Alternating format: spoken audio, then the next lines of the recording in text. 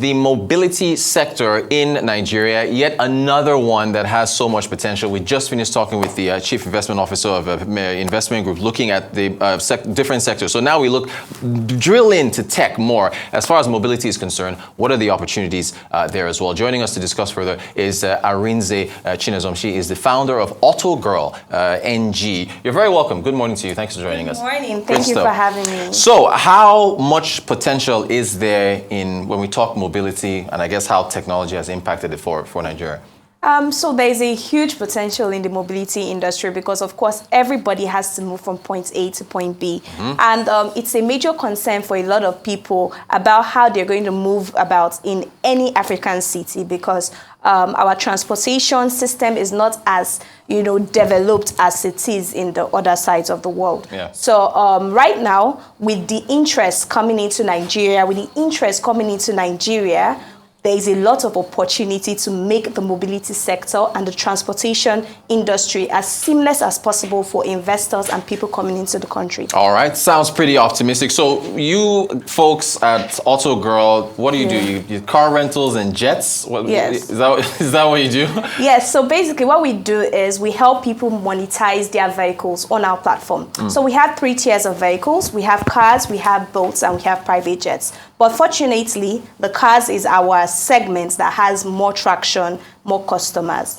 So how much, as far as the tech is concerned, this is all on the platform, yes? Yes, it's on the platform. So you have to do software updates, you've got software engineers that are updating the platform, that's where it all takes place? Yes, yes. Okay, so I have to ask you, fuel subsidies, since cars are a segment there, if they've been removed and, blood of Zeus, the fuel prices are really high right now. So how is that affecting what you're doing? Our fuel cost has gone up by over 150% month on month. So it's a lot of unexpected operating costs. But right now we have understood that we need to start, preparing for eventualities of that happening. I also heard that there could probably be more increase. So we are preparing for that basically. Yeah. So okay, so prior to fuel subsidies being removed, as far as running this business, tech mobility platforms and tech platforms in general, what has been your experience doing business in Nigeria, opportunities and challenges?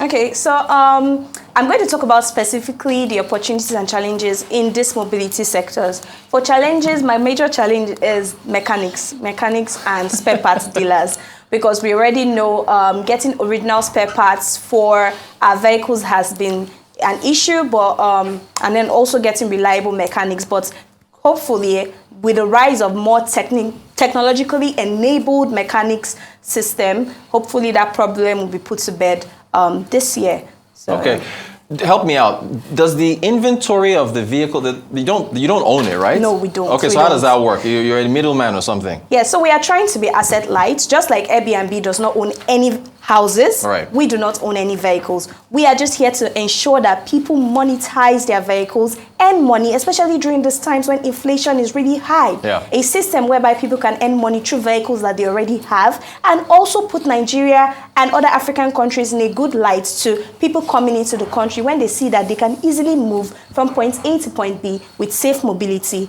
in these African countries, most especially Nigeria. Exactly, because you heard about that vehicle ownership fee that they're looking at introducing for 1,000. Okay, yeah. So I guess that we have to fit that in somewhere. What about insurance? What about vehicle insurance? How does that has to be part of your mix? Oh, like 100%. Yeah. So when people are bringing their vehicles on our platform, we require 2 things. Number 1, you must have comprehensive insurance, and number 2, you must have trackers for your vehicles to ensure that they are safe. So to have a vehicle on our platform, you must have these 2 things. Okay, now so you use your platform and the individual rents the car and drives, right? So if I would put my car on your platform, then somebody else, who I hope is a good driver, would take and drive my car and I'd earn money, right? Yes. Okay, well, let me ask you this.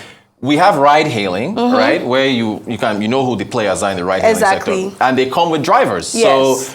So isn't that a challenge? Because I would probably prefer to be driven by somebody else as opposed to getting a car and driving it. So how are you dealing with that competition? So actually, we do provide drivers. That's a misconception. Okay. Because due to the Nigerian markets, and I think mostly African markets, we realize that to keep vehicles safe, because we cannot really, even though someone has a driver's license, you cannot really tell the level of driving expertise. So what we do is every vehicle owner will come with their drivers that will attend to the customer for the entire day. And at the end of the day, the car is taken back to the vehicle owner's place.